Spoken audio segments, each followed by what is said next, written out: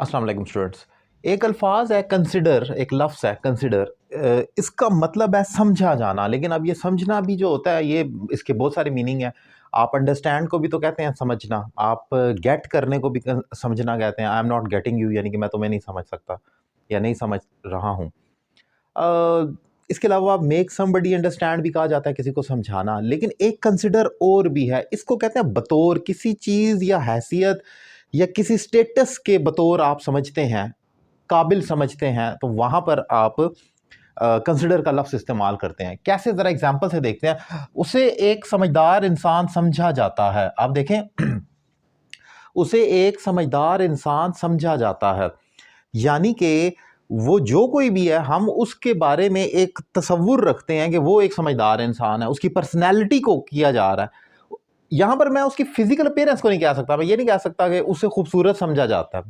No, actually it's all about abstract noun. जो abstract feelings हैं, ideas हैं, उस हवाले से है कि उस शख्स की शख्सियत को ऐसा समझा जाता है कि अक्लमंद है, बेवकूफ़ है। क्वालिटीज़ की बात हो रही है, बुरा भी हो सकता है, वो बुरा समझा जाता है एडजेक्टिव के वाले से। तो वहाँ पर जब किसी को कुछ समझा जाता है तो कंसिडर आता है। अब ही इज़ कंसिडर्ड, ये कंसिडर्ड जो है ये थर्ड फॉर्म में आया है क्योंकि ये पैसिव, उसे समझा जाता है।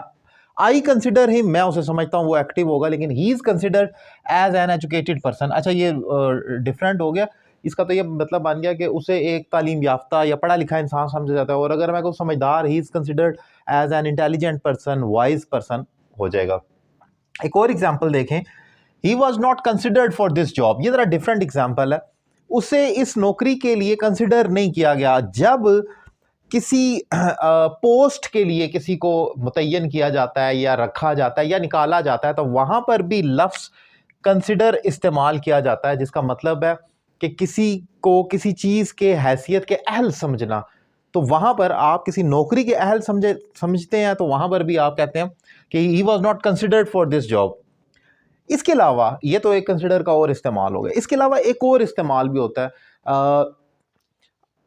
आप मुतल्लिका इंसान या मुतल्लिका डिपार्टमेंट कोई हो, तो वहाँ पर भी आप कंसिडर करते हैं, इस्तेमाल करते हैं। कि जैसे आपका कोई इशू है, या लेट्स सपोज आपका मोबाइल का कोई इशू है, वो उसमें वायरस आ गया कुछ, तो फिर आपको कंसर्न्ड, वहाँ पर लफ्ज़ जो हम इस्तेमाल करते हैं वो डिफरेंट है, लेकिन वो थोड़ा सा सिमिलर। उसका ये होता है, कंसर्न्ड का मतलब है मुतल्लिका, जो समझा जाता है उस टॉपिक से या उस चीज से रिलेटेड, उसे कंसर्न्ड कहा जाए। कंसिडर नहीं, कंसर्न्ड, कि वो आप कंसर्न्ड बंदे से या कंसर्न्ड डिपार्टमेंट से या कंसर्न्ड ऑफिस से राब्ता करें।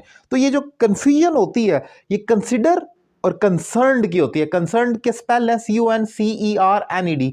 कंसर्न्ड का मतलब है मुतल्लिका और कंसिडर का मतलब है समझा जाना किसी चीज को। तो ये क्योंकि कंफ्यूज करता है, इसलिए मैंने समझा दिया। अब जैसे she is considered a Nobel lady, वो एक नेक खातून समझी जाती है, उसके बारे में तसव्वुर किया जाता है कि वो एक नेक खातून है। तो यहाँ हमने देखा कि कंसिडर का इस्तेमाल किया। तो ये इंपॉर्टेंट अल्फाज है जो मैंने डिफाइन किया। उम्मीद करता हूँ लेक्चर आपको पसंद आया होगा। अपनी राय का इजहार करने के लिए कमेंट बॉक्स में अपनी राय दें। और अगर आप मुझे ऑनलाइन इंग्लिश लैंग्वेज कोर्स करना चाह रहे हैं, तो नंबर आपकी स्क्रीन पर मौजूद है। एक रीजनेबल फी पे करके मुझे ज्वाइन करें। Thank you very much.